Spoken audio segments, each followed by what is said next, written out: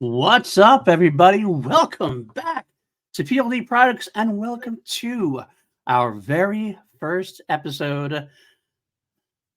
There he is. Yes, he is Oh, back. hi. Oh, hi. We're Sorry, back. what's going on over there? I'm having too much fun beating out to the. Oh, that sounded really bad.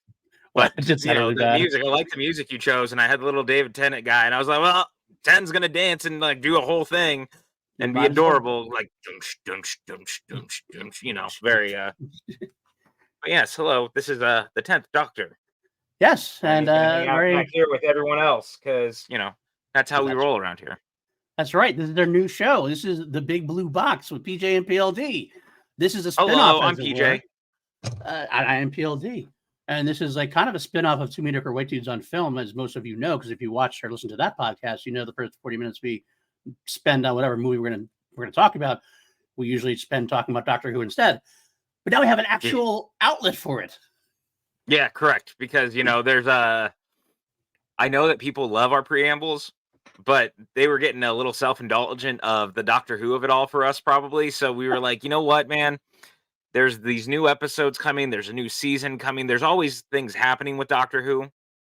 We should Always. probably actually do something with it. And the funny thing is like we did do 2 episodes or 3 episodes of Two Mediocre White Idiots in a Box for the Patreon back in the day. We did. We did. We did the episode on the movie, the Eighth Doctor movie, and I believe we Yes. covered The Waters of Mars, which are the two things we talked about. It was supposed to be a Patreon exclusive show, but we did get busy. We never promised more than just like as we could, but we never got to it. But we got inspired because this is kind of a big time for Doctor Who. I mean, not kind of. It is a big time for Doctor Who. Oh, it's a huge time for Doctor Who right now. I mean, look, I'm going to just say it right now. Watching the episode, you could feel what a big time for Doctor Who it was because, boy, this is the most polished this show has ever looked. My goodness, they got some of that Disney bank, and they used it very well. But more importantly, it didn't feel like they changed anything else, which is what I wanted. I got the same feel from Doctor Who. Actually, a feel we haven't had in Doctor Who for quite a while. Quite frankly, we have been open and honest. We've been open and honest. If you haven't heard us talk about Doctor Who before, this is your first time you found us here because you're looking for Star. All right, well, here, we should get into that. To go down this road. Paul, yeah, how do you feel about Doctor Who, and how did you come on to the show? I am a old-time fan. When I was very young, my cousin was really into Doctor Who, and he showed me a couple episodes from the Tom Baker era. I even went to a Doctor Who convention. I hesitate to say convention because it wasn't like a Comic-Con like we have nowadays. It was kind of like a local library, and a couple of nerds came by, and I think we watched a few episodes in the big screen. It was still pretty fun, I gotta say, but I was really young, didn't know much about it. Liked what I saw, but never really fully committed to the bit. I talked to my cousin about it once in a while. It wasn't until New Who came around in 05, kind of became popular again. And actually, it wasn't until the Matt Smith era when I saw a couple episodes on, I believe, BBC America at the time. And I went, you know what? Because that's where it moved to. Right. And then when the 50th anniversary was coming up, I kind of got hyped up. I kind of got nostalgic for when I first watched Tom Baker a few times. And I went and binged the entire thing. And then I became the actual Whovian I am today, which is I went back and watched all the old Doctors, everything that was available at the time. I made my family sit down and watch all the New Who again with me, all going up to the 50th anniversary at the time. So that's where I went with that. I found myself loving 9, 10, 11. I was all the way through 11. 12 was my jam, as you're going to come to find out. I am a Capaldi guy through and through. We got to Jodie, and I loved the idea and everything about Jodie. I loved Jodie as an actress. I just personally was not a big fan of the era, mainly due to the showrunner, who I have no personal feelings against. I think he's probably a nice guy. I just don't think he was a good fit for the Doctor. Didn't feel like Doctor Who. Again, from appointment viewing to I'll get to it, and I'll eventually binge it, and then we'll get to it. And I did watch it all. I was happy I watched it all. But I'm really, really glad that Russell T Davies has returned, and David Tennant is ushering us into the new era as well. How about you, my friend? Because you were actually a deeper dive at times. Yeah, somewhere along the way when I was real young, I used to watch the PBS reruns of like the Peter Davison and Tom Baker era when they used to have that on PBS back in the day. And, you know, I'd catch it from time to time. I have like vague recollections of the 96 film that we covered for the podcast, Right. the Paul McGann starring Eighth Doctor film. And right around the time it rolled out back in 2005 was kind of when it started coming back for me in a much bigger way. But the thing was, is like we had a much later rollout here comparative to the UK. So like there was always whispers and rumors of Doctor Who coming back, and you know, Sci-Fi Channel got it much later. Right. And I remember like sitting down to watch it and getting so like, oh my god, it feels like Doctor Who again. And then just kind of, but kind of tapering on and off, just because Sci-Fi Channel really was kind of dropping the ball with the releases and how the episodes were edited. And it wasn't around until season 3, I think, that I just picked up the DVDs of the first 2 seasons and like put myself back through it and really started to fall back in love with it. Uh, Leading into that time of starting to listen to the audio dramas, and I started buying the books and I started buying the comics. Like I actually have the first 7 or 8 issues of the original Marvel run from the 70s downstairs still. Nice. That I found along the way. Yeah, like I've been collecting forever. I mean, famously featuring Beep the Meep, as we will be talking about tonight, of course. Yes, indeed. I fell in love with the show, and you know, I started to really invest myself, and it became, you know, kind of a part of me, to the point of there was this like viral tweet going around today. I don't know. I know you saw it, but for people who don't know, it was like PJ isn't PJ without, and like the basically it was you put your name and people had to respond of this is like you're not you without this thing. And there were multiple replies to mine about my love for Doctor Who. And like, you know, we have a couple of friends from the UK. One of them who he every once in a while replies to my Doctor Who tweets, and he goes, I love how earnestly you just love Doctor Who, because I'm always talking about it on my timeline. I'm always listening to the audio dramas. Like it's just so become a part of me. I've got it tattooed on my arm. Like I love this universe. I love this world because I love the characters, and I love how creative it's been now for 60 years in Right. so many different formats and forms. And it really formed a lot of my love for science fiction in a very specific way, because, you know, I love Star Trek and I love Star Wars, but there's something inherently really, really fucking nerdy about loving Doctor Who. There Oh yeah. just is. Like, there's something so inherently just absolutely nerdy about loving it. And for someone like me who really kind of gets in this, like, I latch onto things.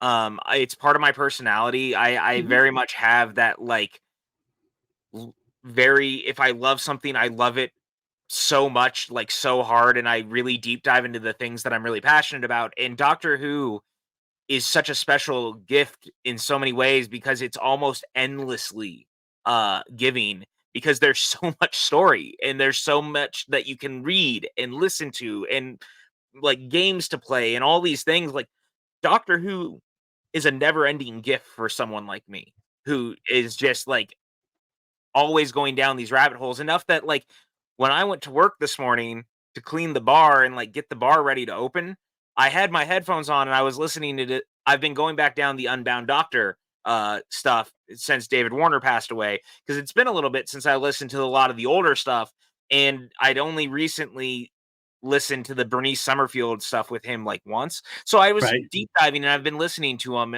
like while I work before people come to the bar and stuff like that.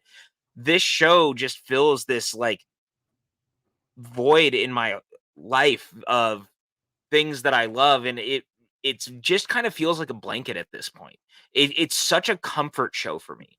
And so this world and this whole universe is something that I spend so much time investing myself in, because I find like it gives me so much back. And so I just have this very deep love for it, and I have since I was a kid, because I still remember the first time watching those old Tom Baker serials and just being like mesmerized, Yeah. because there was nothing like it. Nothing ever will be like it too. I gotta be honest with you. I No. wholeheartedly agree about especially the comfort food angle to it. Star Wars is another thing for me. It's been that kind of similar thing for me. So I definitely love all the Star Wars stuff that came out when I was younger. Doctor Who's been kind of that fallback for me when I've been an adult as well. I don't know how many times I've watched through the New Who already, like probably several times. Oh, I can me just too. put it on. I just put it on in the background anytime, and I just automatically feel a little better about myself. It's a very Well, hopeful show. it is, and I think that ultimately that's why I was so excited for Russell T Davies coming back to this, to Yeah. like kind of bring this whole conversation full circle before we even jump into the Star Beast. Of similarly to you, I didn't love Jodie's run, and it wasn't because of Jodie. Jodie was fantastic in the role, and I will not ever stop singing her praises. And truth be told, if you saw any of my tweets during the 60th anniversary on Thursday, you can go back on my Twitter. One of her episodes makes my top 10 episodes of all time, like in top 10 stories in the universe of all time. I love Jodie in the role. I love everything about her and the fam, except I don't think it's really very well written, which undermines the fam and her. And it's really frustrating. Yeah. Similarly, though, I also do think that the wheels start to fall off a little bit during the Moffat era. And it's not a Capaldi thing. The writing during the last two seasons gets a little wonky. And I see why people fell off during the last season with Clara and the season with Bill. I understand it. Doesn't mean I personally don't love it. I watched it all and it was all appointment viewing at the time. But there was tangibly something different in the DNA that was not pushing the show to the heights that the Tennant, Russell T Davies years and the Smith Moffat years felt. Right. And I think that there was something about the kind of they feel a little less hopeful at times. Now Capaldi's run has incredibly hopeful episodes, Oh, 100%. but there's something a little less campy in nature. And I think that Doctor Who at its best still features some of that camp. And I think that Russell T Davies is the man, like the man and the master. And my voice went so weird there when I said that.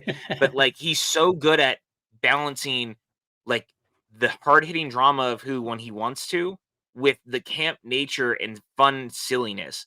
And it marries so perfectly. Moffat really managed it in season 1 of his run, so series 5. Right. But I do think it even comes off after that. It doesn't quite have that all the way through. And so Davies coming back felt like it was the shot this show needed, especially 15 years after leaving, Right. because we were going to get a very new version of Russell T Davies, a Russell T Davies who has very much changed and grown as a content maker and as a director and as a storyteller, and also someone who's learned from a lot of what he's done. And I think that for me, one of the most interesting things about coming back into this was when we found out he was doing Donna and 14, and his whole thing was kind of realizing maybe he didn't give Donna the right ending ultimately. And I think that there's something very honest about that and very cool, because talk about hopeful endings, Donna's was so not. And so to Absolutely. kind of go back and rectify this in a new way and add new dramatic weight, that is a very exciting thing. Absolutely. And I want to say, like, we heard the interviews before, it's all kind of came together as a lark. Russell T Davies was initially wanting to come back and take over the show. They happened to be eating or having a drink with David Tennant and with Catherine Tate. And it was Catherine, I believe, who said, like, should we give it one more go? And then, like, David's like, yeah, we should. And then Russell's like, well, I could ask. I'm taking over. Let's see. And sure enough, who wouldn't want to see them come back, because they had such a great run together. Their chemistry was undeniable. A lot of people that's actually their favorite season for many people. I mean, It's funny. Doctor Who runs the gamut. Everybody has their favorite doctor. Everybody has their favorite companion, their favorite relationship, their favorite season. But Doctor and Donna together is a very, very high bar for most of the fandom. So it's wonderful to see them back together. Wonderful to see Russell T Davies back at the helm. I'm excited where we're going to go. I know we have the Ncuti Gatwa era coming up, the 15th Doctor after that, and that's coming up soon. In fact, that'll be a Christmas special with him, and then the season's next year. But it's nice to kind of ease back in a little bit of familiar faces that warms the cockles of your heart, so to speak, as it were. Well, and not just here with this, but like, to your point, one of the things out the gate that I was really, really thrilled about with Davies coming back, the social media, number one, has gotten back to like the peak Doctor Who social media days of like the Who spy on set and like Right. Russell fighting with the Who spy and all of that. But ultimately, the other thing I was really happy about, talk about like a warm blanket, Children in Need last week. Yeah. And we get the first Children in Need special in quite some time. And of course, it's the first, or well, second adventure, but the first on screen of the 14th Doctor. Right. Right. There is an entire comic, not joking, that they did for Doctor Who magazine that covers his first hour, like after the regeneration. Right. Right after the generation. And It's it's amazing great. how they do it. What's the great thing about Doctor Who? There's always time to slip in stories here and there because the continuity is, as it were, not the tightest always, but it's loose for a reason. But that's the point. Yeah, exactly. It's loose for a reason. It lets you kind of be timey-wimey really well. You can kind of like fit things in wherever you want them to. And if it does kind of gloss over things at times, you don't care. You move on because it's the exciting story you're here there for. And it's the emotional weight that's there regardless. And that's more important than getting everything exactly detailed right, I think. So, yeah, I mean, this is a big bang to come back to. I've heard great things about the upcoming 2 specials as well. But this was the perfect kind of episode to return and be an introduction of sorts. Obviously, we're on Disney Plus now here in America, and that's going to ignite a whole different audience and across the world. Exactly.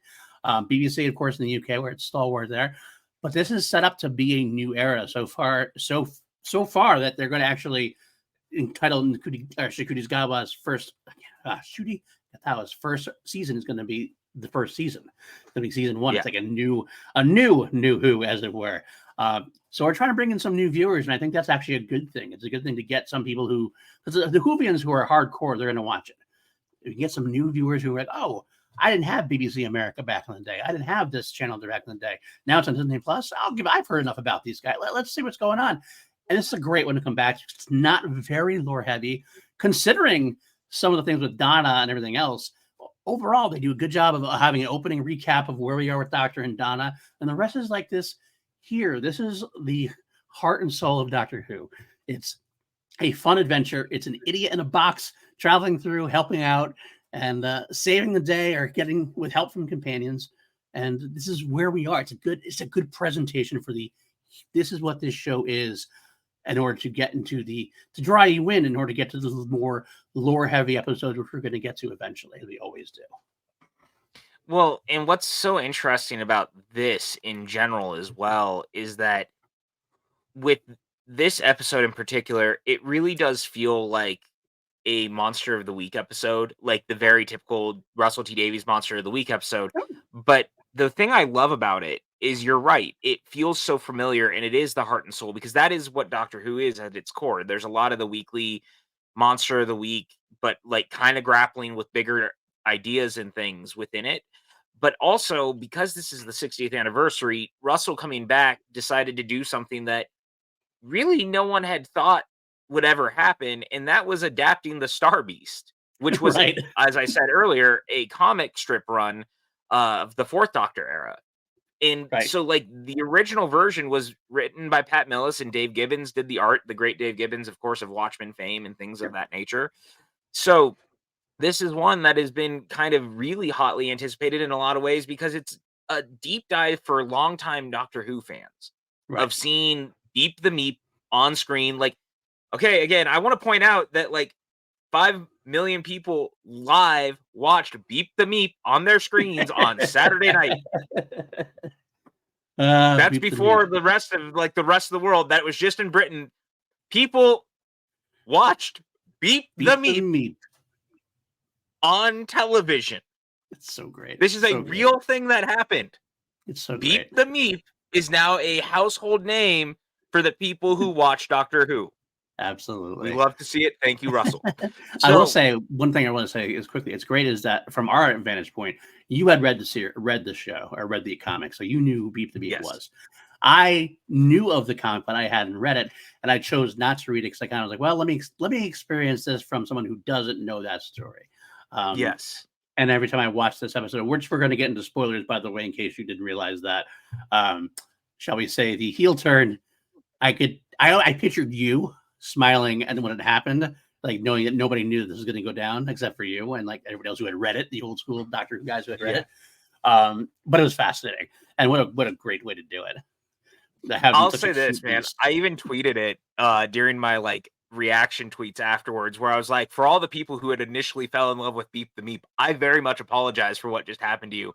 And one of my like very long time followers, whose name is also PJ, funny enough, replied to me, and he's been watching Doctor Who with his young daughter, Right. and they just recently got her into it, and she's like 5 right now, very young, and she was not prepared for like she's still so young that she didn't think that something so cute and so cuddly could have that type of turn and become villainous, and she felt betrayed in like a good way.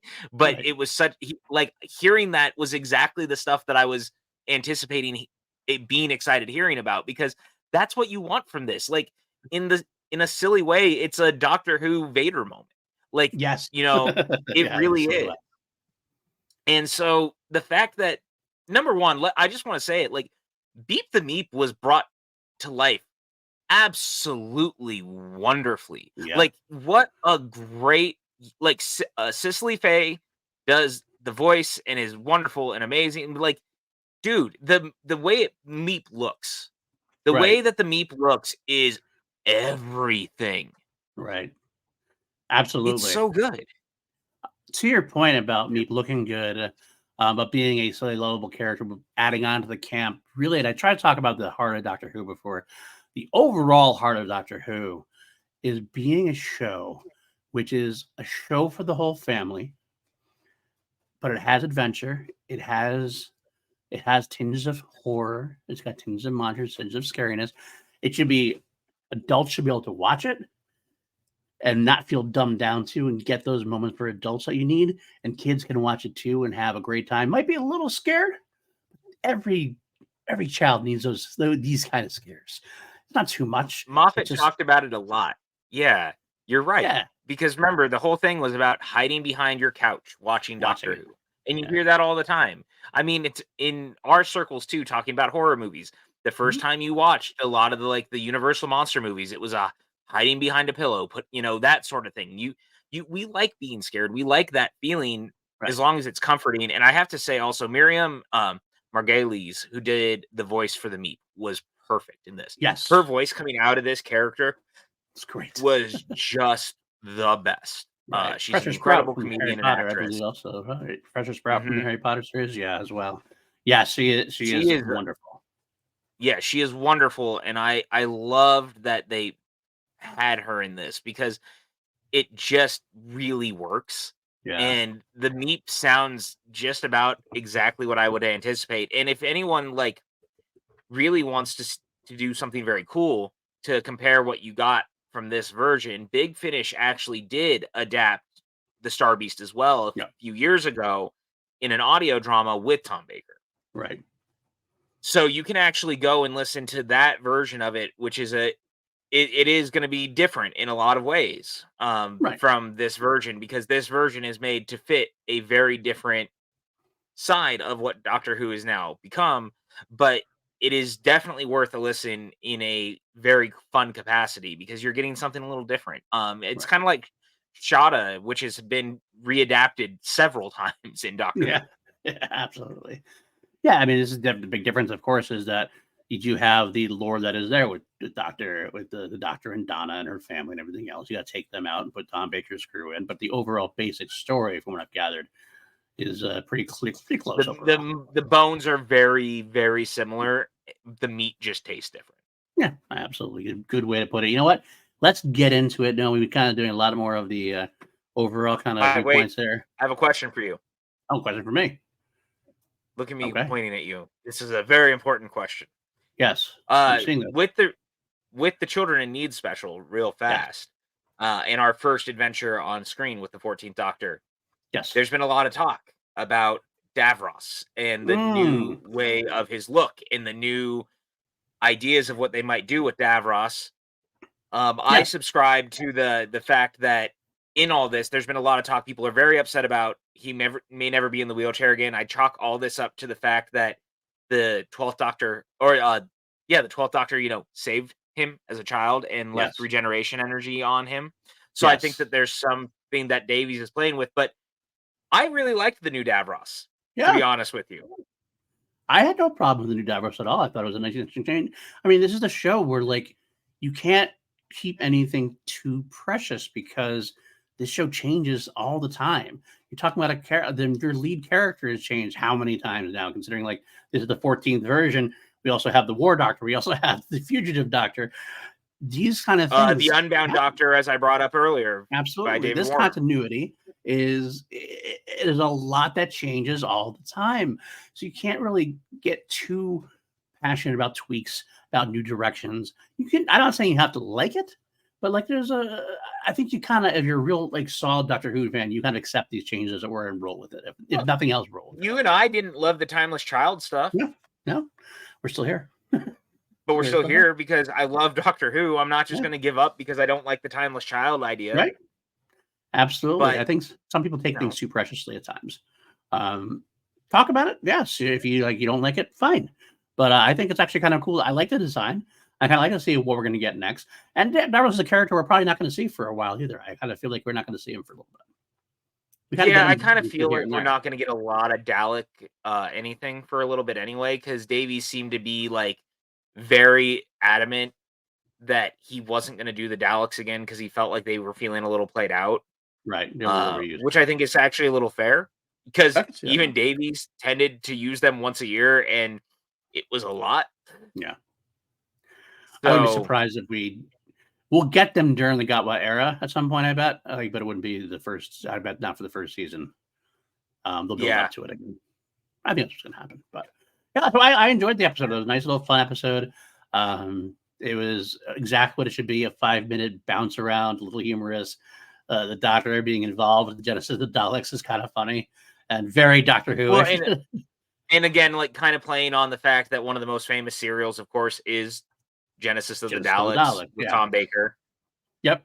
So I thought it was cute and fun, and I think here's what I'm going to say: real like your whole point on everything being, little cheesy and fun and humorous and what have you brings me to this whole thing that I want to say real quick. I've seen a lot of complaints already about the new opening intro, like the logo doesn't sync quite the way it should, or the TARDIS feels lightless and weightless, or what have you. People being weird about the new Sonic stuff, people being weirded out about the wheelchair guns, and I'm sitting there and I look at the Children in Need special. I look at this episode that I have playing off to the side right now because I'm playing the episode while we're talking about it again, just kind of refreshing my memory. I learned that from this gentleman over here. But Doctor Who is inherently a kid show and a family Yes. show, and it's gonna have a sense of humor of itself, and it's gonna be cheesy, and it's gonna be lighthearted, and it's not gonna be perfect, and it shouldn't be. Like, that's part of the joy of Doctor Who is not everything should always be perfect. And I think that people take it so seriously sometimes in a way where it's like, but it should just be kind of fun and camp and the best. Right. Like why so serious, y'all? And I will anchor that on to say, why so serious? Like, the camp is is what Doctor Who does, and yet what makes it so successful and why we come back to it all the time, why we're so loyal to it, is that the emotional stakes are very valid when they show them. They Correct. lay these things on, and they have these. There's some moments in Doctor Who where I will cry like a baby every time I watch them. There's very powerful moments, very powerful statements on society, on people, on love, on fear, on hate, on anger, on just emotions in general, and hope, being good people. Yeah, it's Doctor Who to its core. So, all right, we talked about everything else. Let's get actually into the episode now. Let's get into the actual nitty gritty of it. Beat the meat. Beat the meat. We start off with the recap, which is kind of funny considering we're doing on Two Meager White Dudes on Film. We're doing Friday the 13th, which always has a recap at the beginning of the episodes. I know. Get a recap, Doctor Who style, and I like it. I think it's important because let's face it, we have so many years of baggage. I don't mean baggage in a bad way, but so many years of baggage. If you're going to have a new person step in, and they do a good job, like I said, not drowning new viewers with it, but there is some things that they have to know for this episode. And the Donna stuff and the Doctor stuff is very important to kind of get off right away. This is what's going on with Doctor. the Doctor. This is what's going on with Donna Noble, and here we go, kind of thing. But it's done well, it's done tastefully.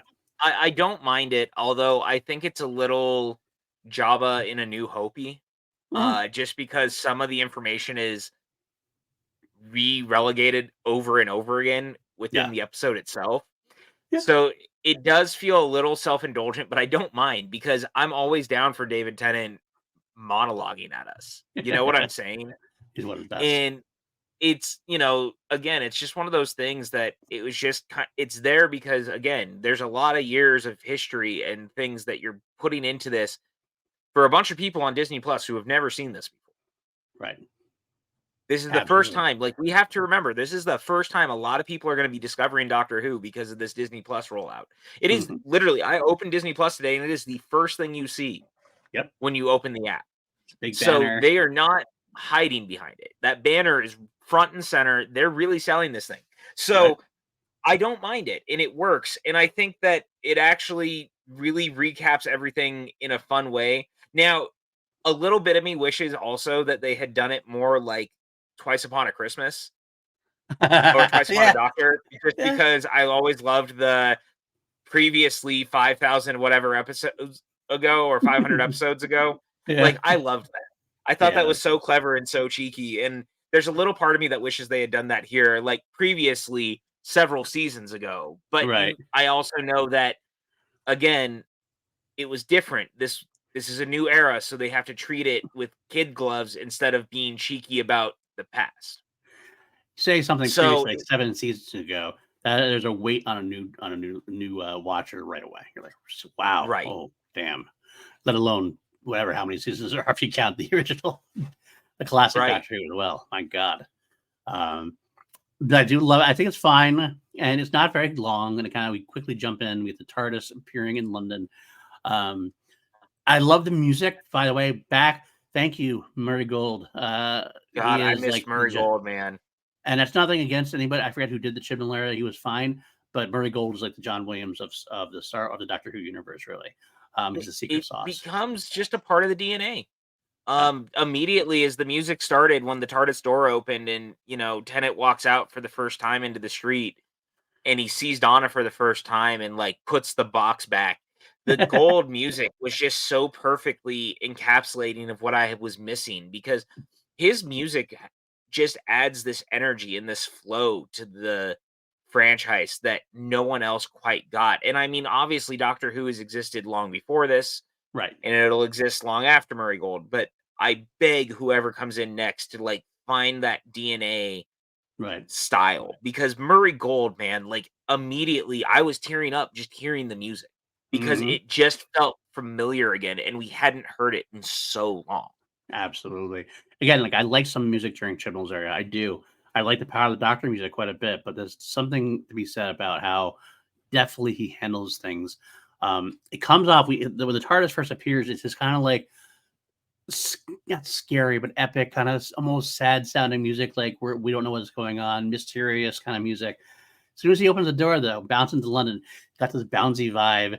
David Tennant giving a smile, like it's almost like, come along with us. You're gonna love this. This is us. This is us. You and me back together again. Crazy adventures in a box. And exactly. When he goes and comes upon Donna, you have the moments like that. She puts the box back. It's all very humorous, very fun. And you even have the nice callback when Donna, of course, calls out to Rose. David Tennant's like, what? Rose? You know what? Let's actually interject here. So this is the 14th Doctor. We were curious as to how David Tennant was going to play him, if he was going to play him differently. I think we both kind of texted to each other. We would have liked to have seen him play it a little more differently, because it is a different incarnation of the Doctor. However, we both got to acknowledge that you're bringing David Tennant back, and if that were to happen, I think that would actually end up being a negative overall, because you want to see David Tennant as the Doctor, whether it's 10 or 14. You want to see David Tennant as the Doctor. So, and that's the truth. It's very funny, because I mean, ultimately, it's kind of, why would you bring Paul McGann back unless you wanted him to be Paul McGann as the Doctor, right? In the same capacity. You bring these guys on because you want them to be the Doctor that we know. Either audio dramas, whatever. Like, you don't have Tom Baker voicing the Fourth Doctor not as the Fourth Doctor. especially I'm someone like David maybe the Tennant. curator, but I Right. digress. I mean, 'cause I will say, So quite frankly, I mean, as much as we both have our favorites, and I think you've been clear. Yours is Matt Smith, mine is Peter yeah, Capaldi. I think we both agree that if there is one man that symbolizes Doctor Who from the New Who era, it's David Tennant. it's Tennant. Like Tom I mean, Baker is it the one is. for classic, and David Tennant is the one from the New Who. Yeah, Can't argue and that, really. McGann is from the Wilderness era. Yeah, Like absolutely. that's the truth. And for those who don't know what the Wilderness era is, it's everything post the Seventh Doctor up to the reboot in 2005. All that time in between, any of the comics, the games, the books, the TV movie, that's all kind, and the audios, that starts the Wilderness era, if you will, before it all be kind Right, of coalesces into a more natural thing. right, But the truth of the matter is you're right. Tennant is that guy, and that's part of why they wanted him back. right. 100%. One more go around, as it were, I think, as they say, potentially. But either way, we spend a little time getting caught up with Donna where she is. We get to learn who Rose is, Donna's daughter, and they have some great interactions. But then, of course, what happens? Spaceship comes crashing down to London. How many times have we seen London getting a crashing spaceship by now? Millions of times, and they still act like it's the first time every time, like the people do. But that's part of the charm of Doctor Who. Really, it's kind of like those things Well, you don't have to not worry just about. that, even better is that they know that, but they also lean in on everyone sees it except Donna, which Yes, was a running joke back to the Runaway Bride in season 2. and she missed everything, right? Yeah. She slept through So things, I et cetera. loved So that. I loved that running joke. I love that that is a thing that is happening again because there's a charm to the fact that London is always under attack, right? In the same right. way that when it comes to look, I know people don't love Death Star things in Star Wars, but I get a kick out of every time something happens. We end up on a desert planet and there's some sort of big booming planet killer spaceship thing. Like there's something comforting about things like that. All right. It doesn't It's matter if funny. you've seen it before. Sometimes it just works. Absolutely. And speaking of that, it's a joke. I remember I watched The Big Bang Theory the other day. It was on, and they actually I'm they sorry. had a joke. I know you're not a big fan. It's fine. It was a joke that Amy said. She's like, for someone who traveled through time and space, the Doctor sure does like modern day London a lot, doesn't he? And it's like, yeah, it does. Well, It's true.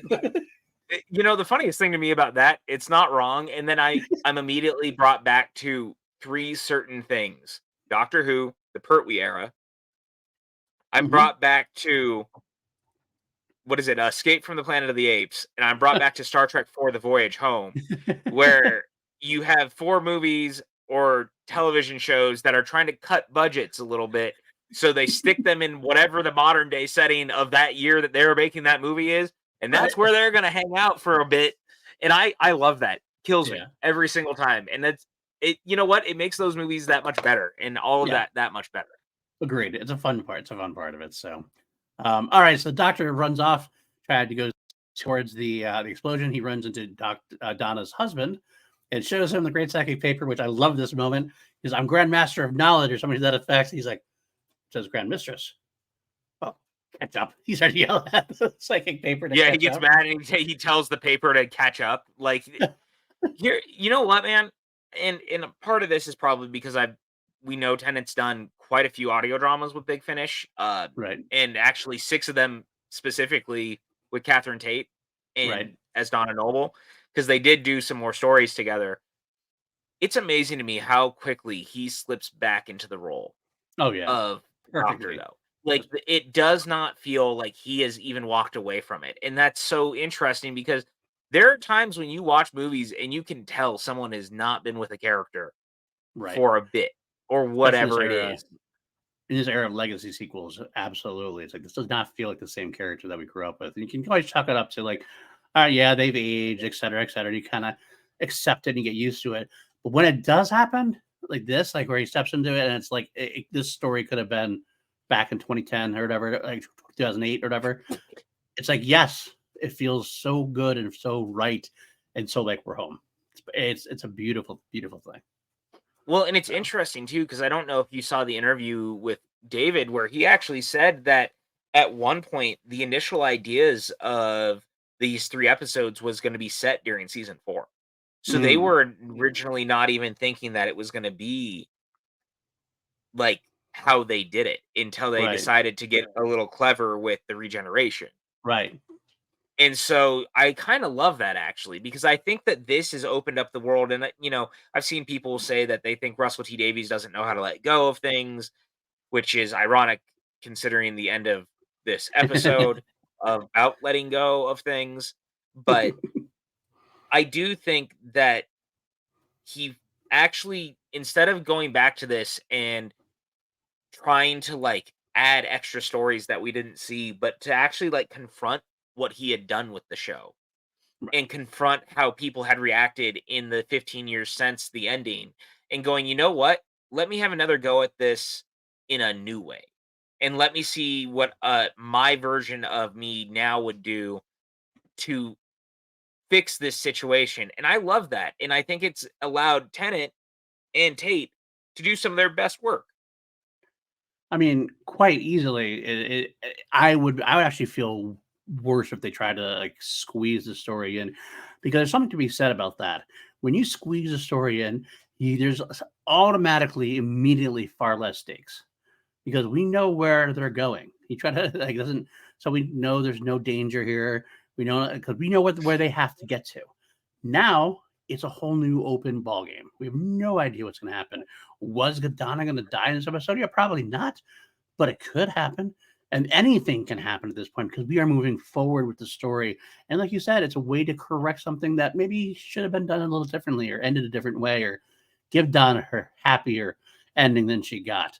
Because that's always been one of those things. It's like that's one of the saddest parts of Doctor Who was that she had her memory erased and lost everything that she had as far as adventures go with the Doctor.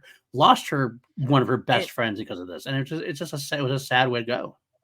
And not just that, but to lose all those memories, to lose how far she had come, and it felt so regressive. And honestly, I think that was one of the things that I loved so much about this episode was Donna really like you see how hurt she is. And Yeah, you can tell that it's even been hard on Sylvia, which is interesting. But like this whole everyone having to lie to Donna for so long and Donna having no idea that right. she has been lied to, that she's basically been gaslit for 15 years. And I want to And note made to feel here. crazy. I want to note while you mentioned this. I think this might be my favorite Sylvie performance. She Yeah. really hit it out of the park with this. I love Sylvie being Donna's mother, of course. Didn't ever always have a lot to do during her first run. Obviously, we concentrated more on Donna and Wilf, who we'll get to. We'll get to Wilf in a little bit. Jacqueline King is a queen, to be fair. Yes, I just think yes, she's that good. yeah. She was really really good in this episode for sure. But we will get there because first the Doctor makes it to the landing site. He tricks out, starts trying to figure things out when he gets approached by a unit agent or a unit scientific advisor number 53, I believe. Yeah. To which, of course, he gets to reply, "Oh, well, I was scientific advisor number 1."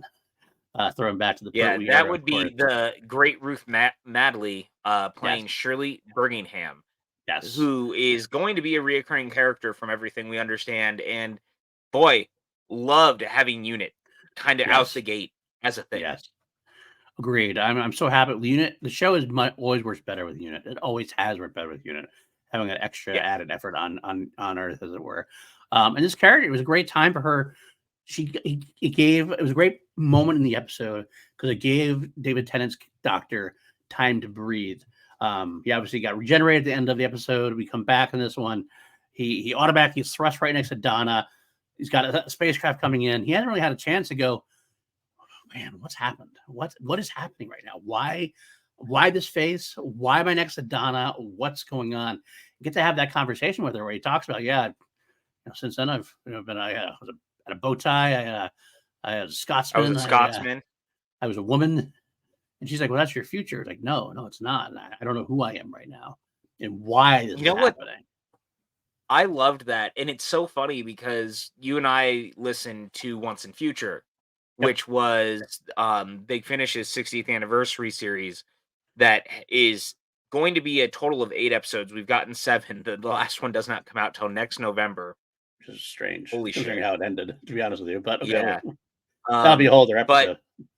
in the very first, like the whole mystery around it is the Doctor is degenerating in it. Right. And it's funny because you actually have a very similar moment Yes. in that one with Tom Baker, Yes. where he is with Unit, and one of the Unit people goes, "But those are your future faces. You can't know that." And he goes, "Well, actually, I'm a much later vintage." And I love the way that he explains his, where he doesn't know exactly what's going on, and he's not even sure where he's degenerating from, but he knows that he is, farther along in his time stream. And so to have the 2 anniversary specials so far also kind of bump up on that was very funny. I agree. I agree. Um, so yeah, it was a good moment, good pause where it was a great introduction to the character. We definitely get more from her, and it is something Russell T Davies does excel at. Like he has a lot of action, but a lot of times it's the non-action parts that are the best parts of the episode and are the most important parts of the episode. That's something I think. Not to, I don't want to continuously bash the Chibnall era. One thing I felt with the Chibnall era, it felt like it was like action beat, action beat, action beat. The stuff in between was basically getting us there. This Mhm. isn't getting us there. This is more about building that character up, building those emotional stakes up.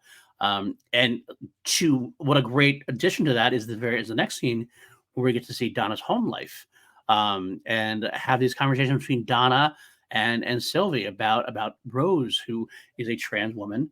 And it's a great, like, not ham-fisted at all, great representation. How they have the genuine, normal conversation. Like Sylvie has a hard time; she stumbles on it, and then she says that she's clumsy. And Donna, of course, is right there with her, saying, "You know, we all are, but like we're trying, we're doing our best. This is something we're here for. Is she beautiful? Yes, she's beautiful. That's all that matters." Um, Again, just establishing that great sense of character at that point, which is It's so perfect for Doctor Who. This was one of the best moments of them actually tackling this stuff up front. Yeah. It's a thing that Davies has always been very good at doing. He's a very, very actively socially minded in the right ways. I don't think that this episode handles all of it perfectly. No, it I doesn't. think that there's some stuff.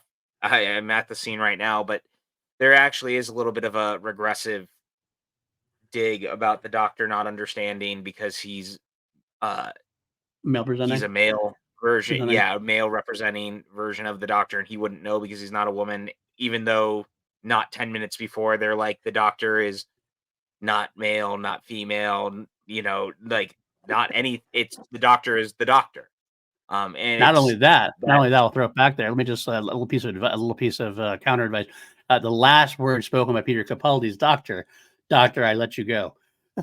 yeah. So he does. It's like, yeah, I understand too. It's a little bit of a weird way to go about it. I thought sometimes that And part was that, a look, little ham fisted, but right, but that's saying that and knowing that that happens, it just makes me appreciate this moment more yes, hundred because percent. this is Russell T Davies with the right version of the writing, with the right version of being aware of how do we handle this situation.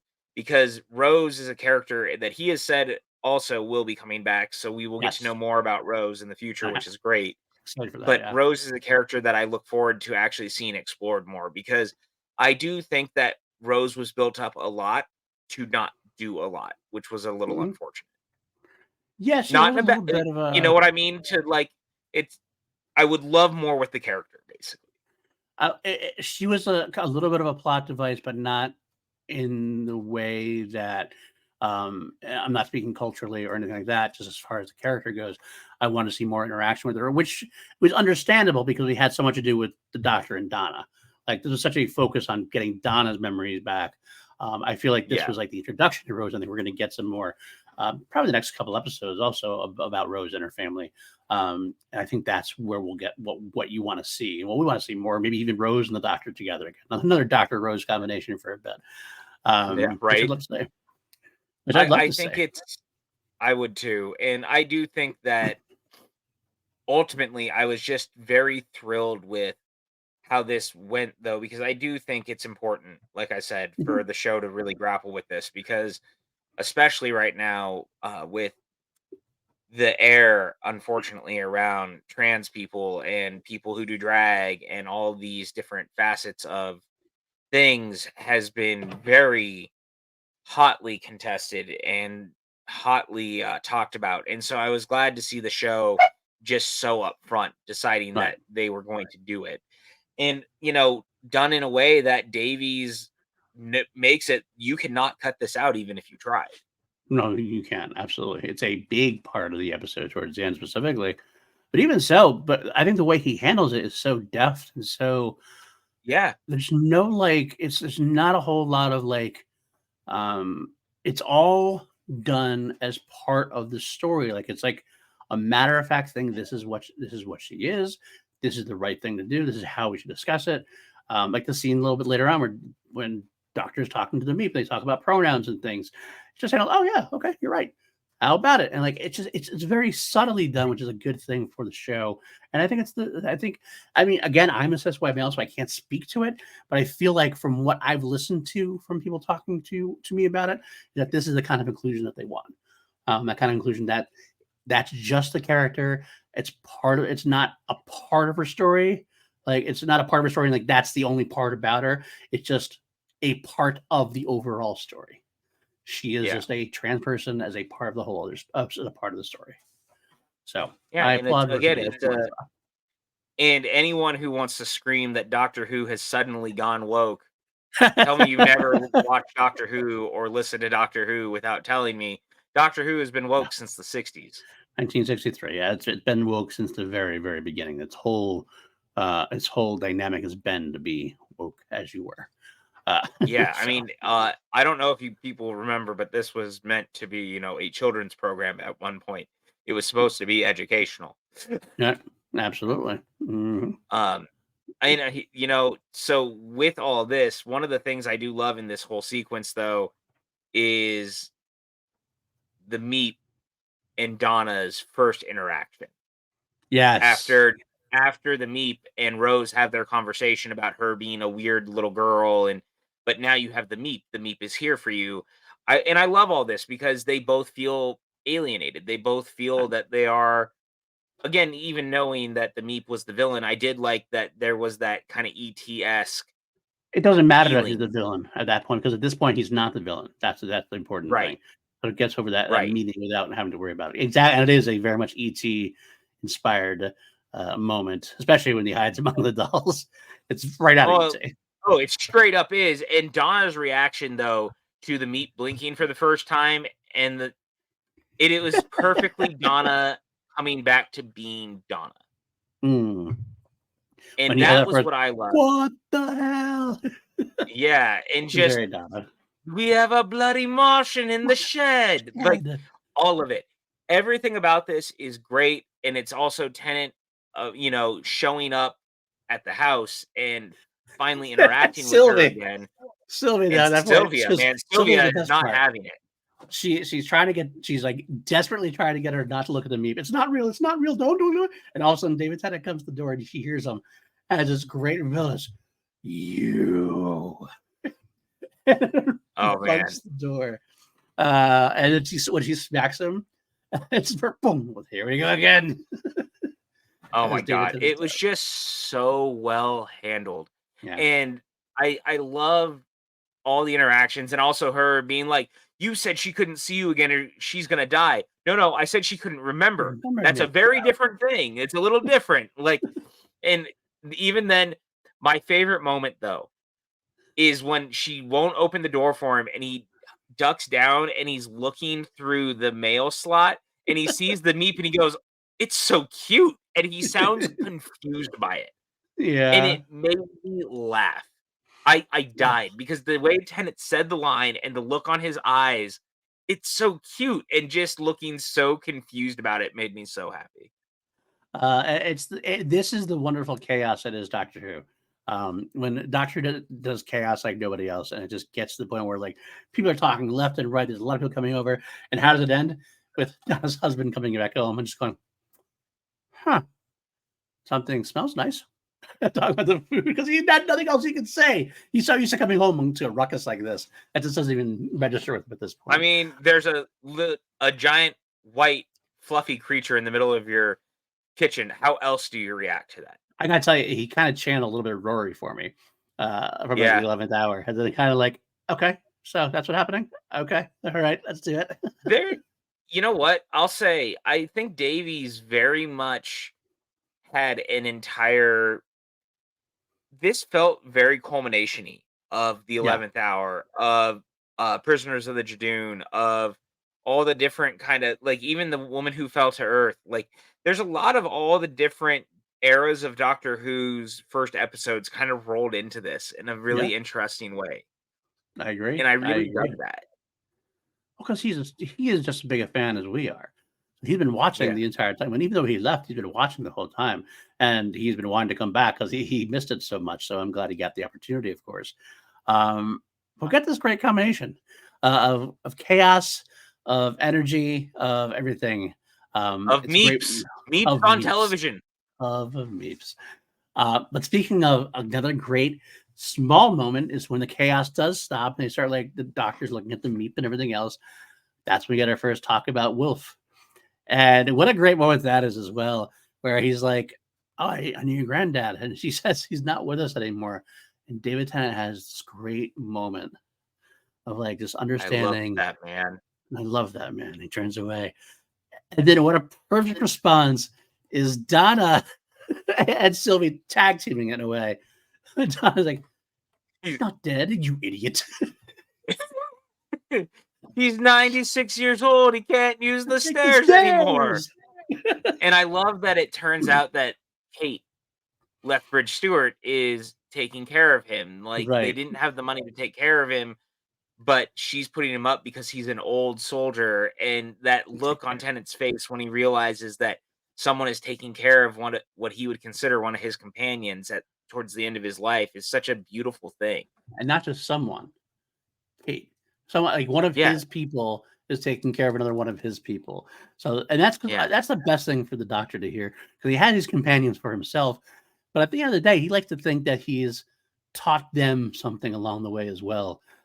For example, Donna giving away all the money that she won from the lottery that David Tennant's doctor, the 10th doctor, had given her as a wedding gift. She gave it all away to try to be more like him, to try to help yeah. people. And that's the day that's the legacy of the doctor. So again, Kate, even though she was never a companion, she has been in the TARDIS, but she was never a companion. She still was one of the people he worked with all the time, and definitely Well, rubbed off on. and the family in general, Right, because I mean, he saved her grandfather, he worked right, with her father, and yep, now he's worked with her. So I do like that. I love yeah. the whole thing is just fantastic. And if you've not listened, not you, but to the well, also you, but to the listeners out there, if you have not listened to the Unit series that Big Finish did with Kate in the lead, it is fantastic. And throughout the run, like River has been on it, the War Master has been on it. Like they've crossed it in and out of the universe, but the Unit stuff in particular with Kate has been amazing, and it's her and Osgood in the leads.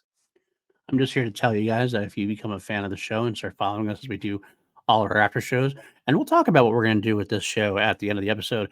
But if you do come back for more, you're going to get hard sold on Big Finish by PJ. Any chance he gets, he's going I to try am. to make you listen to it. He's been working on me for at least the entirety of our friendship. I have listened to Uh-huh. some. I will say, I understand that they're not for me as much. I do think they are well done. I do think the stories are good. I just prefer a visual medium, to each their own. But I understand why PJ pushes it because they are kind of cool stories. And I will get into a few of them here and there. I did like the 60th anniversary. So listen to him, help him out, give the boy some love. He's gonna Yeah, push you to do it enough. I am. I'm gonna keep pushing for it. It's so funny because you'd almost think I was getting paid for how much I talk about it, but it's just like, You are a I mean, big look, finish man, shill. I am a big Finish shill. They have done so much great work in the Hooniverse as it was because they continued Torchwood after Miracle Day. They, like that was a huge deal. They've been doing Sarah Jane stuff before Sarah Jane. Now they're doing Sarah Jane stuff post the Sarah Jane adventures. There's Right, Unit series, there's River Song series, there's Django and Lightfoot, there's the right. Paternoster gang, there's some 11th Doctor adventures, 10th Doctor, all your doctors to your heart's content, plus the David Bradley Unbound Doctor. What's not to love? And all the 8th Doctor with McGann. All the 8th Doctor you can handle. Oh, by the way, yes, Paul McGann is also going to be pushed heavily by PJ Campbell, just so you know. We love Paul McGann in these parts. We'll find He's out my how boy, much Blue. at some point. We'll tell you about that maybe towards the end. But okay, so we the next step is the unit shoulders show up, but they're not the unit shoulders. They are the unit shoulders who have been ensorcelled by the Meep, although we don't know that yet. We just know they have these silver glowing eyes and that we They've been shouldn't be possessed. trusting them. Right. Zombie units. They show up and get a blaster fight pretty much in Doctor and Donna's home. We have, it looks like there's 3 armies at this point. As we're watching, we do have the encircled unit soldiers. We have the great big bugs who had shown up after they're the Rorth, as they are the Wrath. Yes. They look like great big giant bugs. And it's making a nice throwback. They're like well done, crafted wise, but they still feel like the old school Doctor Who kind of alien. So they felt like they feel like people in costumes but they're like CGI creations also. It's amazing. Right. It's the best of both worlds. It really is. You get the it really is. Textural feel to it, the tactile feel, I should say. But we had the battle in the house. We got a little bit of an upgrade for the Sonic, as David Tennant can create Sonic shields, I guess, which is kind of a cool thing. There's some of that Disney money for you. Push the shields back. They get upstairs and they get away, but now without raising the suspicions of the doctor, because he sees that the blaster bolts aren't doing anything. The blaster bolts from the bugs, from the roars, aren't doing anything. And the people who are hit, they are not dead. They are merely knocked out. So all of a sudden we have this great line from Doctor as he's driving away. And they're like, either we escaped or we got things very, very wrong. Yeah. And I love this, and I love what it leads to, of course, which is the reveal that, yes, they got it very wrong. The Meep is actually the villain of this. There's the heel turn for you. One of the things I love about this entire sequence, one, love the sonic screwdriver upgrade. I love it. I do. I think that the force field thing is fantastic. Absolutely. It's about damn time the screwdriver could do a little bit more, you know? Absolutely. But one of the I loved this whole sequence. It felt very sprawling. You could see how much they were really pushing this to feel a little more epic and exciting. It's using the Disney kind money. of doing this little jump when they're going past the dude sleeping on the couch and the Meep is like hopping and meeping is the best. But what I love, well, there's giant explosions. But what I love about this sequence, once they get it and the heel turn has happened, this whole sequence, though, underneath where the doctor decides to put the Meep on trial, and he, number one, puts on the wig that Tom Baker's doctor has worn in the past. Number one, great callback. But so good. This also feels a little more 11th Doctor-y. You can tell that 14 has lived some time, and some of the personality traits are coming through, because even earlier in the episode, when he talks about loving Donna to the unit person at that moment, he goes, "Oh, do I talk like that now?" Like, he's realizing now how different he is. Right. And so you see a lot of those little personality quirks coming through, and I think that this is one of them, because it's a little more manic than 10 would normally be. Agreed. Down to like the little costumey bit and all of that. It feels very 4 and 11, and I love that. It's funny you mentioned 11, because like when I saw the court thing, when I saw the court wig and everything you mentioned, I kind of actually saw Capaldi in that a little bit too. I kind of feel like that was something really bizarrely out there that Capaldi would start doing, as far as like a little campier version of the Zygoted version, where he's going to play these games. Everything's a little bit of a game to him. But no, even it definitely McCoy, I guess, to a point, since McCoy's doctor was known for the games he would play. Yeah, absolutely. I love me some Sylvester McCoy as well. We're gonna have to do a rating of the Doctors eventually. It's gonna kill me, but I'm gonna love talking about all of them. No, I refuse. We will not rate the Doctors here. No, we can say it. Saying we love the ball. Love the ball. We will not rate and rank the Doctors. We can talk about the best episodes. This is going to be one of those this is that movie moment, folks, where all of a sudden you hear PJ going, "We're not going to do it. We're not going to do it." 10 minutes later, for those, it's going to be us rating the Doctors, just so you know. Nope. I won't be there.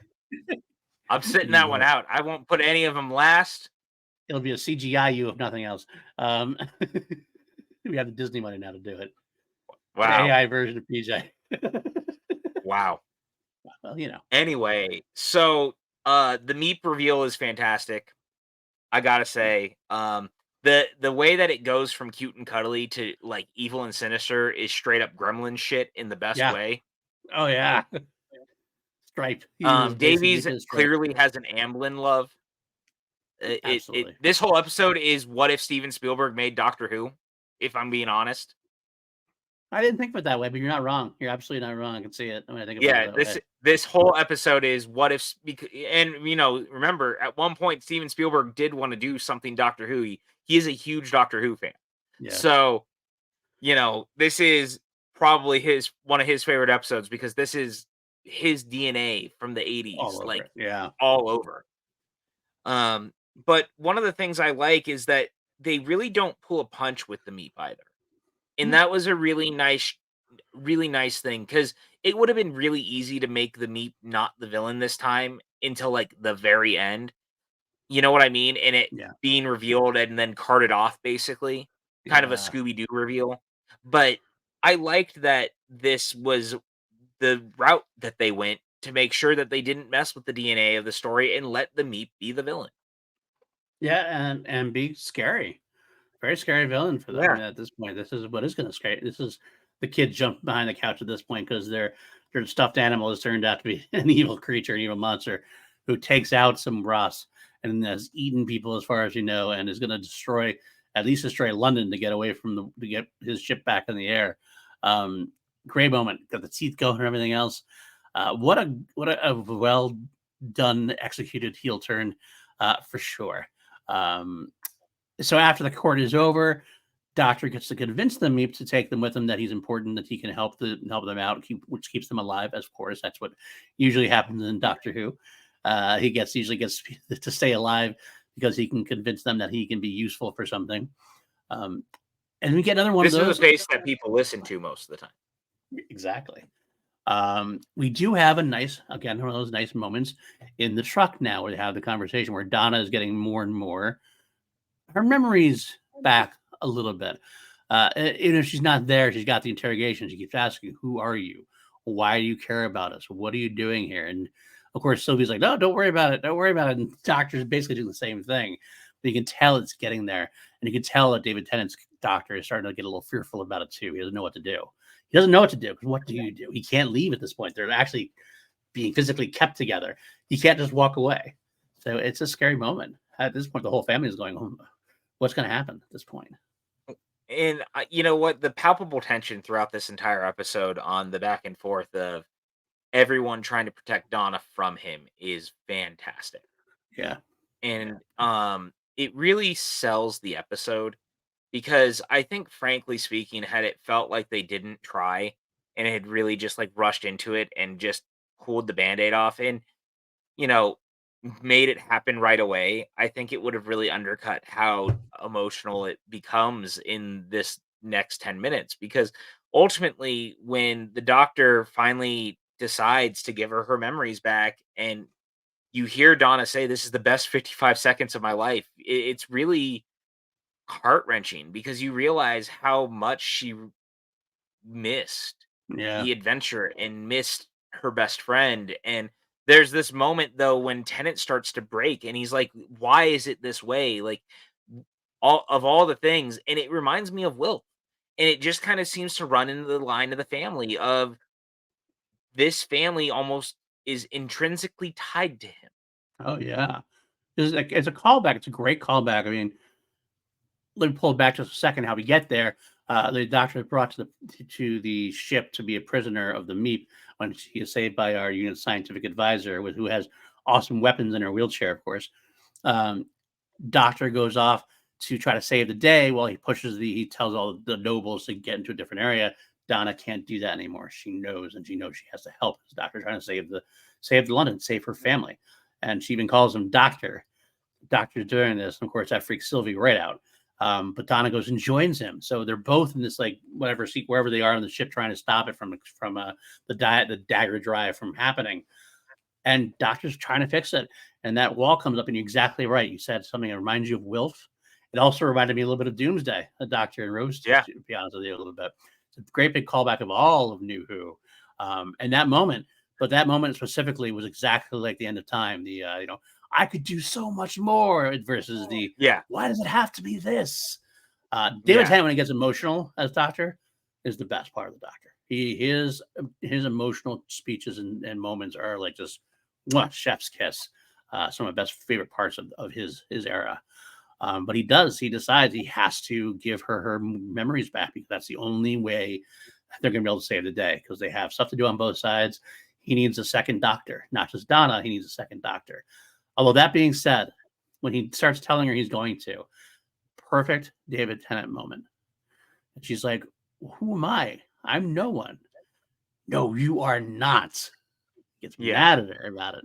Loves it. Well, it reminds me of the Matt Smith, I'm no one important.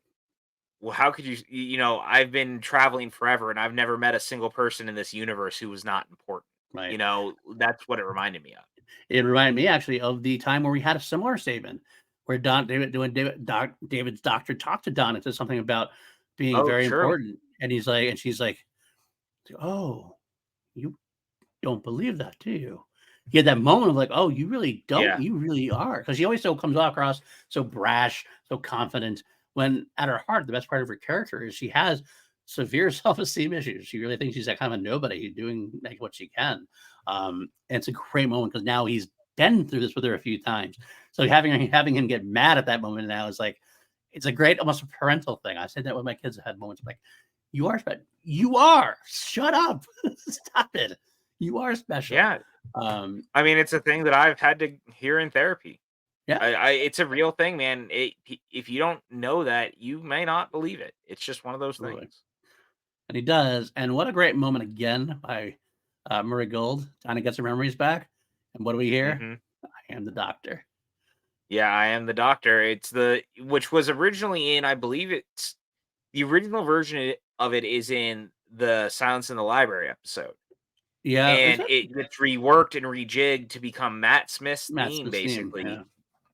And I loved that they used it here. It was such a brilliant use of that music. And again, watching Catherine Tate go from the bumbling version of Donna back to the Dr. Donna is such a treat because God, that woman, man, she can do some dramatic moves, but she is also so good. You could see a world where she would have been a really good doctor, honestly. Yeah, 100%, absolutely. And I love the fact that when you see when she starts doing all her fancy stuff, she starts obviously being the Dr. Don again. The look on David Tennant's face is just brilliant. He like has that smile and like we're back together again. This is exactly what it should be like at this point. And of course, they go the gamut of all the technical phrases, like all the technical jargon that only the doctor can do. Can stop. I seriously think they're saying nothing half the time. They're just throwing various phrases out there. So I have to say, I'm a little disappointed that they didn't reverse the polarity at some point, which kind of came a staple during the classic era. But it was a great moment. It was a very good moment overall, getting them going. It's that chaos energy. Doctor Who's always best when it starts to get chaotic, and that's what happens. Oh yeah, I mean that's the DNA of this show, right? Absolutely, absolutely. So they get it done. They figure it out. They stop the meat from taking off, and then Donna collapses. They share a tender moment. I love the fact when this would be the thing when we're talking about a theory later on that might counteract this. But if this is David Tennant's last go around, so to speak, it was a very nice meta moment when he was talking to her, and she asked him, why did this face come back to say goodbye? Is it like David Tennant coming back to say goodbye to us in a way as the doctor, one last go around kind of thing? It was a powerful moment. But then she, quote unquote, dies as we think. And all of a sudden she's not dead because all of a sudden, as you're about to face death with these ensorcelled soldiers, the bewitched soldiers come in. They all of a sudden get unbewitched and nobody really seems to know why. And we get the cascade of everybody going, what? What a great moment, by the way. Like, right? To use that as that, David Tennant callback because that's what he's so known for. Right, exactly. Which adds to everybody else as character as well. Well, there we get to see Rose taking over, it was kind of like, what the heck happened? Then we get the brilliant moment where the Doctor figures a little bit of it out. Metacrisis, what a brilliant way, I gotta say, Yep. to solve the Metacrisis crisis, at least a part of it. That, of course, it was too much for one person. You had a child and gave some of that to the child so you can make it through. It's not what I expected at all, but what a brilliant choice when I think about it. I really No, I applaud loved it. it. Yeah. I really applaud it too. And honestly, you know, there has been talk about, is that a fair reason for Rose's character to ultimately be trans? And I can't really speak on it fully Yeah. as a cis white male in the situation. However, I will say I do think that there's something about that ultimately, as weird as it might sound, makes it more palpable for people outside of the sphere who do not understand Right. the the feeling of being from another world and feeling like you are not your own body and that you're feeling alien.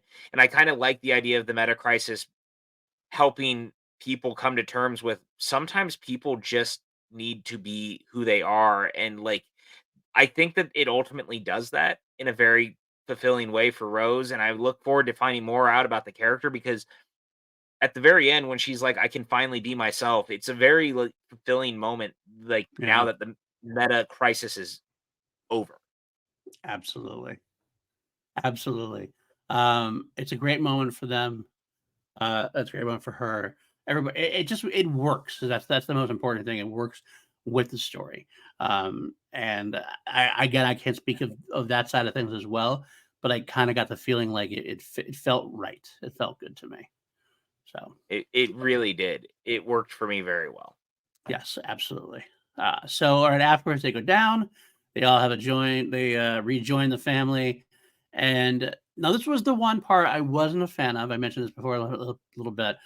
Specifically, it did feel a little bit of a cop out when they got back together again. And David Tennant said, "I almost feel like wish they didn't." I think this felt unnecessary. Like I almost feel like the splitting of the energy was enough. But then he's like, the meta crisis is Yeah. still happening. It's too much for you guys. You're still gonna have to figure out a way to do something about it. Just slowed it down. It's still gonna be there. And they decide to let it go. I'm like, that's all it takes. They just need to let it go. They just need to be Ilsa from Frozen. That's all it really takes. It just felt unnecessary because you already had a brilliant wig. You took care of it. I understand you might not want her to be Dr. Donna anymore if she's going to be around for you. Want her to be Donna again because Dr. Donna is good for splurges, but the real chemistry has always been between Doctor and the non-Doctor Donna, as it were, the regular Donna, as it were. Um, Yeah. but I kind of feel like they could have had this moment be the case that they use their energy and now it's gone. And now instead of saying, "Oh, we do something," "Oh, we're just gonna let it go," kind of like a cop out way to do it. But Yeah, I small felt nitpick. like it was a step too far. And I do think also I just don't like the line Yeah. overall about him not, Mm, he would never understand it. I don't think that's a fair statement, right. especially considering, again, like we'd seen 12 do it. Right. We've seen a lot of that. Even 11, like 11 walks in to let go of his own. Like Yeah. he really does. Right. Um it's not my favorite moment. I think I love everything until that. And then I love everything after that. But this one, for about a minute, the episode just loses me. Yeah. And it's such a bummer because I just think that that is Russell T Davies going a little too far. And he has done that in the past too in other ways. And He's it not is what it perfect. is. He's not perfect. And again, that's kind of what this episode ends up being, is it's not a perfect episode of television, far from it. But it's a perfect encapsulation of why I like the Russell T Davies era, warts and all. Yes, exactly. I still think it. I liked everything before and liked everything after as well. I just had a similar feelings to you at that point. It's a very small criticism from us compared to everything else. So you know what? It is what it I'll is. say, and I'll say this though.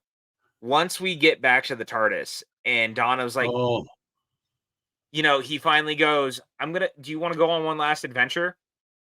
And them being like, no, don't do this, and it's like, oh, well, we're just gonna go see Wilf.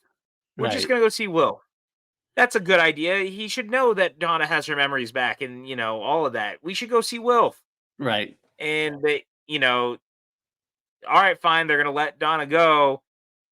Tennant walking in and seeing the new TARDIS for the first time, which, Changing number life. one, holy shit, the TARDIS. What a Yes. great, like, I love that it kind of looks like the first original TARDIS in the scheme of how it looks, but it definitely also feels a little bit like 8 and 9, or 9 and 10s, and a little bit of 11, and a little, you know what I mean? Like, there's a It's little bit got of the everyone. expanse. It's got the expanse of the 8th one, though, too, the size of that Yeah. grandeur of it. I agree, but there's definitely a little bit of everything to it. And watching And him run around Davies, that like a boy, like a little boy, like enjoying it, like just I was. don't think that was scripted. I don't think it was either. I think it was David Tennant. I I I think you didn't I see it till then. genuinely think that Russell T Davies was like, "Hey, put on the costume. You're finally gonna get to go inside." And we're gonna And film he it. That's the did, part of the and show. he Yep. just lost his mind because David's a huge Right. Doctor Who fan. Absolutely. It was a great way to end the episode. The score came up, kicked itself into gear when David Tennant and Donna or Catherine had that moment together. They start getting cheerful, where she jokes about being nippy when they start going. Like, David's face is like all like big and happy and excited. They're saying how gorgeous it is. It felt like a revitalization, and like here we are, the Doctor and a companion in the TARDIS. Here we are home. Beautiful, beautiful, beautiful moment. Of course, until Donna spills her coffee, which of course she's going to do because that's what she does. And we set the TARDIS off into a new direction, an unknown direction, until next time. We don't know what they're going to face at this point, but the Doctor and Donna probably are not making it to Wilf's yet. I'm guessing they're definitely going to stop off somewhere else, and they're going to have some kind of crazy adventure. Donna knocking coffee on the TARDIS console to make it flip out and for the TARDIS to disappear is the most on-brand Donna Noble move of all time. Yes, 100%. And I can't tell you. So Wild Blue Yonder is next week, and we Yeah. know next to nothing about this episode, Right. other Yep. than there's apparently 3 guest stars in it who have been redacted that we do not know about. They've showed us nothing from the episode as far as we're really aware, There was like a other than I 40-second think the bit teaser. about there's something so scary that the TARDIS ran away from it. I feel like that's from that episode. Absolutely, that's what it feels like. Um, but dude, what a place to end this episode, and it gave me just a lot of excitement for what's to come. Yeah. Because again, I think my feeling overall when this was over, I think there was so much hype around this and so much build around this, but I think ultimately the thing I took away from it was it just felt comforting to be back, Yeah. and it felt good to be in this version of Doctor Who again. That Yeah. just feels so warm and so nice and just comforting. It's a warm blanket, Ben. It's a warm blanket. Absolutely. So, yeah. So let's rate this episode then on a scale of 1 to 11, since we always turn things up to 11 on here on PLD projects. What do you rate the return of the Doctor and Russell T Davies Oh, man. and Catherine Tate and David Tennant? It's really difficult because this is not my favorite post regen episode. The 11th hour I think is always going to be the one that just sings. It's just right. Um, but everything about this was so fun and so comforting. I got Beep the Meep in like actual, television effects, and it looked great. Tenet was great. Catherine was great. The writing is very good. The show looked amazing. The characters are fun. Like, this is an easy 9. Yeah. I'm actually going to agree with you and give it an easy 9 as well. I don't know if it's my favorite regen episode either.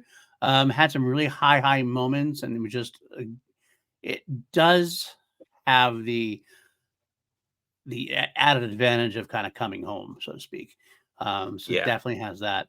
I do love 11th Hour. I also share a fondness for Deep Breath, obviously, as Peter Capaldi's first, especially on rewatch. The more I rewatch that, the more I like that one as well. But this goes right up there with them. I would say overall, I like this one better than the David Tennant's first Regeneration episode, Princess Yes. Invasion. So, of course, that didn't help that there was basically a Doctor Light episode until the end. David had some great moments at the end, but It's a Dr. Delight episode. So I do like this one quite a bit, and I can't wait to see the next two. Of course, we've heard from insiders that the next two episodes, this was like the weakest of the 3 episodes from what I've heard. That makes me excited. I don't like to get too hyped up. I don't want to get, disappointed if it's not the same, but I believe the sources that I've heard it from, and I can't wait to see what we're going to get coming to play. So 100% agreed. I think we're in for a really big treat, and it's exciting to be excited about Doctor Who again. Absolutely. And I will say thank you out there if you're first finding us from looking for Doctor Who. If you'd like to subscribe, we will be back. We have a lot of things we do on this channel, but we're not going to be a weekly podcast per se. We're just going to do episodes based around like after show type things. Every time there's a special, we're going to do one. We don't have the time or inclination, unfortunately, to make it like we're going to do it that same night it comes out. We're not going to jump to get clicks to get that. There's no world. I'm sorry, guys. Doesn't work. But we will do it as soon as we can. We're doing this on Sunday. I believe next time we're actually both busy on that Saturday, so we're not going to get to it until probably Tuesday. We will do all 3 episodes, though. We will do the Christmas episode as well. And then we'll most likely be back and do the next season with Shudigawa. We also, I haven't really breached this yet. We just kind of came together really quickly that we've been wanting to do something with Doctor Who for a while. We might have some in-between episodes here and there, maybe in-between seasons kind of thing as well. Maybe we'll do some ranking episodes, some Doctor rankings or some episode rankings or some companion rank. Just fun one-offs where we can have a chat about things. Absolutely. So I'm not saying we're going to be only around for the shows, but we will definitely be around for the shows and hopefully other things as well. But while you're here, we have a lot of other great podcasts on here. Two Mediocre Waities on a Film, me and him discussing mostly horror. Right now we're in the Friday the 13th series. We're going to do Friday the 13th part 8 on Tuesday upcoming. Going through all those. That's a lot of fun. I have a weekly podcast I do with my friend Maddie Gunner where we do Star Wars podcast, Holy Snokes, talk about all the news and shows going on there. I also do Crown Jewels, my journey through Queen, every week on my sister YouTube channel, all in the same audio feed. We're going through all the songs in the Queen catalog. Finally, Lego and I do a show called Review, where I'm going through the V franchise, probably my other favorite sci-fi TV franchise back in the 80s. So a lot of stuff there. So a lot of stuff here. Hit that subscribe. If you want to support even further, you can join our Patreon. We do a Patreon. We do some exclusive stuff. That's where I do the Harris Dance, where I go through everything, every IMDb credit of the Ed Harris catalog, as it were. You can join such stalwart patrons that we have there. A bunch of great people there that have helped us keep afloat here. We got Austin Goodell, Jeremiah Morris, Matthew Kearns, Brandon Buckingham, Jeff Alterman, gentlemen and scholars all. We have a Facebook chat. We have hangouts. We do a lot of good stuff there. If not, completely understandable. Find me on social media at Paul _Denuzio on Twitter, PLD Projects on Threads, and Paul Denuzio on Blue Sky. How about you, PJ? Where can the folks find you? Twitter and Instagram and Blue Sky and Threads at PJ_Campbell. Pretty much, that on all social media platforms. You can find me hang out here with this gentleman doing certain things, and we've been working on some other stuff behind the scenes that we'll see how everything goes. As life's been busy, but we're getting things together. It has been, it always will be, but we're doing stuff. We won't stop doing stuff. I promise that. Until next time, be kind, everybody. Be kind. Never be cruel or cowardly. You know what I'm saying. We love you guys. Take care. Geronimo.